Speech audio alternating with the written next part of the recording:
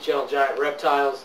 I'm going to do a real quick video, as quick as possible and not be too boring, about setting up a cage or getting an enclosure going for your very first snake.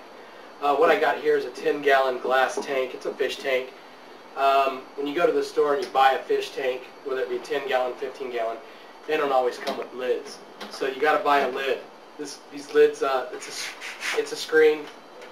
And what they usually do is they usually have these little deals that slide up underneath the outside portion all the way around, and then they come down with a clamp. It's just a locking mechanism. But I will tell you that in the past I have had snakes escape from these lids.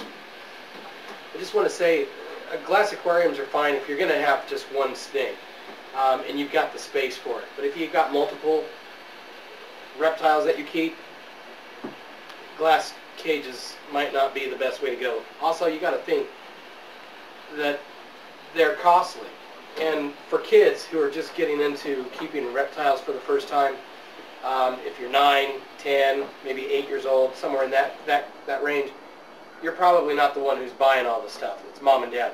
So I want to kind of go over some ways that you can house a snake in the most cost-effective way.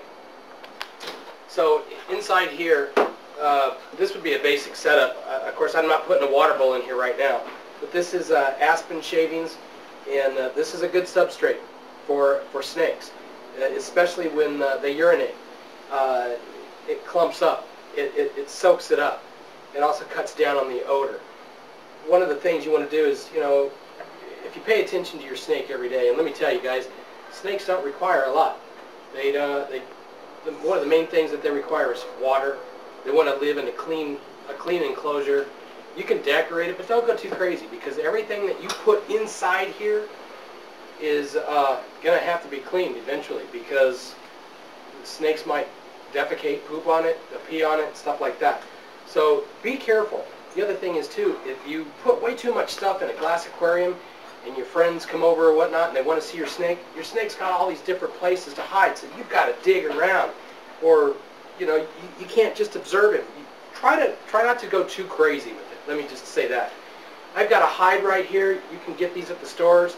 Don't ever try to use anything from around your house outside in the fields or the yards and stuff like that, because they do house bugs. At least the stuff that you buy in the store, they've been treated. They've gone through a process of sterilization. That's what this is. It's just a hide. The snake can hide under it, feel comfortable. Some of the things you want to use when you're setting up your enclosure for your reptile is you want to have a heat source, whether it be a heat lamp. Inside here is a 50-watt basking light bulb. Put it on one side of the tank so that the snake can soak up the sun, because they are ectothermic. They have no way to control their body temperature. They need a heat source to raise their body temperature. So that's what these do. You can lay over here, get heat, and when it gets too hot, he goes to the other side. So you're creating a gradient, half and half hot, half cold. The other thing is you can use heat pads. These things are sealed. They're really safe. You slide them up underneath the bottom of the enclosure. This one actually would be perfect for this size tank. And again, when they eat, they want to go to somewhere where they can be on a heat source, so that helps them digest their food. When they get too hot, again, they will go to the other side to cool themselves off.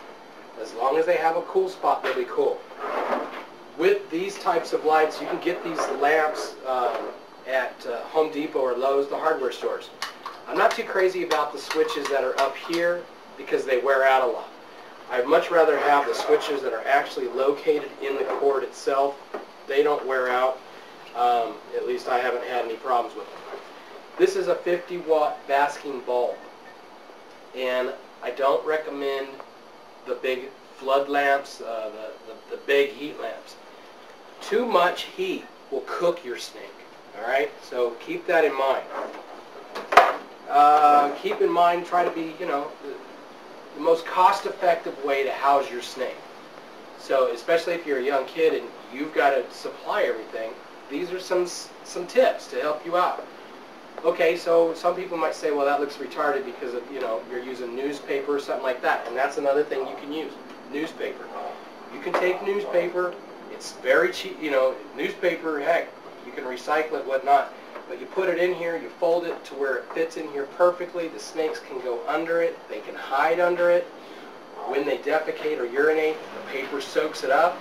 You take the paper out, roll it up, get rid of it. You can wipe down the area quickly and then put in another piece of paper. You're good to go. I do not have a water bowl in here, but your snakes always need water. They always need fresh water. In my collection, we change our water out every 2 days. No matter what, every 2 days we change the water. You can think of it this way. You don't want to drink water that's been sitting around for 3, 4, or 5 days, do you? So neither do they. Try to keep their enclosure clean. You can spot check it. You know, you've got a little bit of something over here, pick it out, get rid of it. Keep their house and their enclosure clean. This is a thermo gun. It's a temperature gun. These are really handy. It'll tell you, digitally tell you, the temperature of one area where your heat lamp is. It'll tell you the temperature of where your cool side is. You can also put it on the snake. It'll tell you the temperature, his body temperature. It can tell you the temperature of the heat pads. These things can get hot if you're not plugged into a thermostat. So, I got away from all of these because I have 26 snakes. I've gone to containers like this. I use these smaller containers for my very small snakes, and then they go up in size. A lot of the containers that they make nowadays, they have latches, locking mechanisms on the sides. All you got to do is put some air holes in, put a substrate in, a water bowl, maybe some place to hide, and you're good to go. These are very cost effective, they're very cheap. You can get them at Lowe's, Home Depot, Walmart, Target, anywhere. Just go check out the containers. What I do not recommend is the drawers that pull out. Don't buy a stack of things that are, all stacked up and they slide in and out, because the snakes can get stuck in there. What else, briefly? That's really about it. It's up to you. It depends on how much space you have. I have 26 snakes. They're all in my office. We call it the office and snake room. And it makes no sense for me to have a bunch of glass aquariums. One thing you got to also think about is when you're cleaning these things, you can't drop them, you can't bang them, you'll break the glass. So, and that could cause you, a serious injury.